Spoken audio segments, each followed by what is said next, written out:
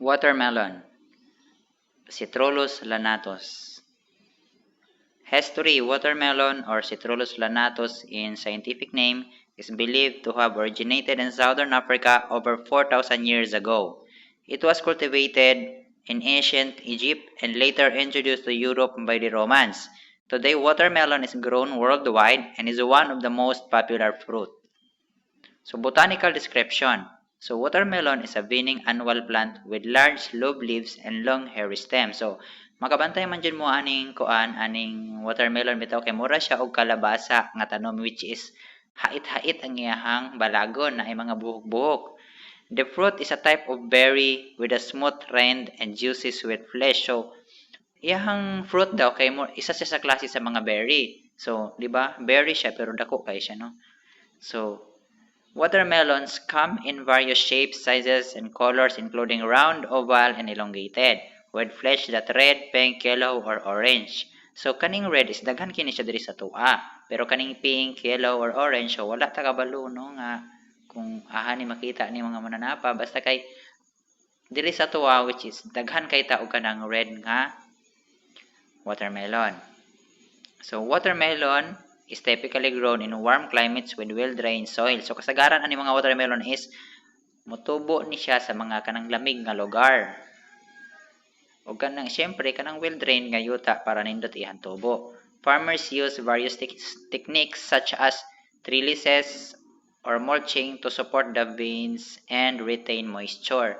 So diri sa tuwa kasagaran sa ilang ginagamit nga techniques is kaning mulching.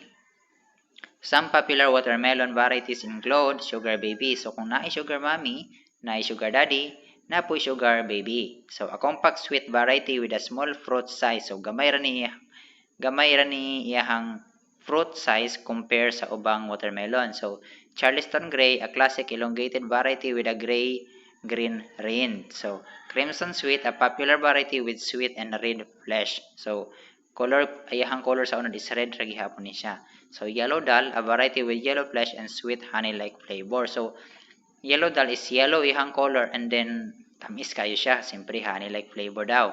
So Seedless, a variety with few or no seeds, popular for convenience. So kung gusto kag mukaon og watermelon nga walay samok nga dili pa ka magsigig tangtang sa iyahang mga seeds, so naatay seedless nga watermelon which is wala siya liso.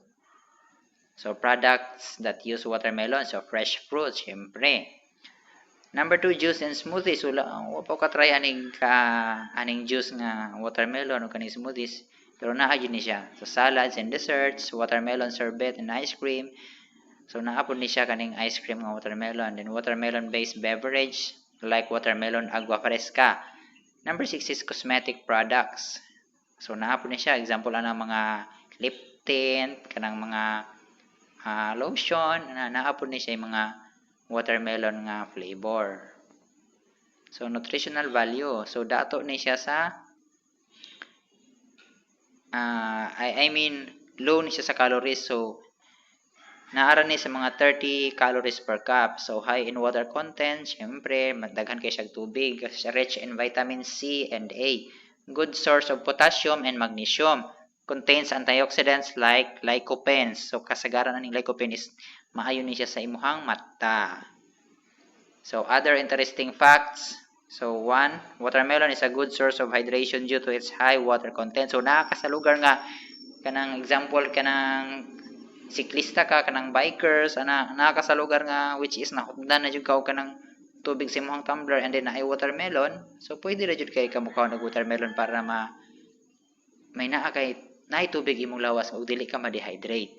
So number 2, it's versatile fruit that can be enjoyed in various ways from fresh to cook. So lami siya kung fresh, wala ko kabalo sa lami, unsay lasa niya ni cook. So watermelon has been used in traditional medicine for its potential health benefits. Watermelon rind can be pickled or used in stir fry. So kaniyahang kanang sa panit bitaw niya kanang white nga part. So usahay daw kay ginagamit nila as pickled tapos usahay pod kay stir fries. Common pest of watermelon. So aphids. So common ganing aphids no, gagmay ni siya, soft-bodied insects that feed on plant sap causing curled or distorted leaves. So whiteflies, tiny insects that feed on plant sap kanang tubig sa tanom ay ilahang ginakuan, kumbaga ilahang foods, transmitting diseases like viral infections. So, cucumber beetles, beetles that feed on leaves, stem, and fruit, spreading bacterial, wilt, and other diseases. Spider mites, tiny spider-like insect that feed on plant sap, causing yellowing or bronzing of leaves. Number 5 is fruit flies, flies that lay egg in fruit, causing damage and decay. So, management strategies. Monitor field regularly. Regular inspect plant for signs of pest infestation. So, dapat daw is i-monitor nimo imong field regularly. Kay what if na lang, if there is an insect nga moabot sa imong mga tanom nga watermelon and then dili nimo mabantayan, mo spread siya, so dako kag lugi. If imuha jud na siyang kumbaga imuha siyang negosyo. Then use physical barriers, use row covers or other physical barriers to prevent pests from reaching plant. So nayuban nga ginagamitan nila og kanang net, no, para dili makasulod ang mga pest. So apply insecticide, use targeted insecticides to control pest population.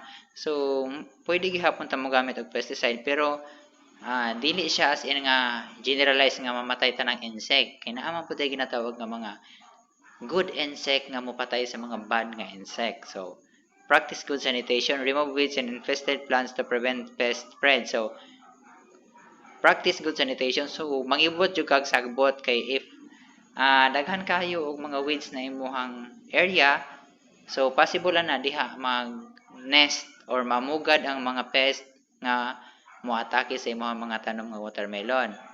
Use biological control, encourage natural predators or parasites to control pest population. So pwede sad ka mag-research og mga kanang mga good insect nga example mukaon og aphids, mga good insect nga mukaon og kuan, beetles, para mao na lang pud may imong ibutang dito sa imong area aron dili na ka magamit og pesticide ug nindot pa gyud sa kinaiyahan ang imong gibuhat tungod kay wala na siya negative effect. Importance of pest management. So effective pest management is crucial to prevent yield loss, reduce pesticide use, and promote sustainable agriculture practices by monitoring fields regularly and using integrated pest management strategies. Farmers can minimize the impact of pests on their watermelon crops. So, mauro to siya. Thank you.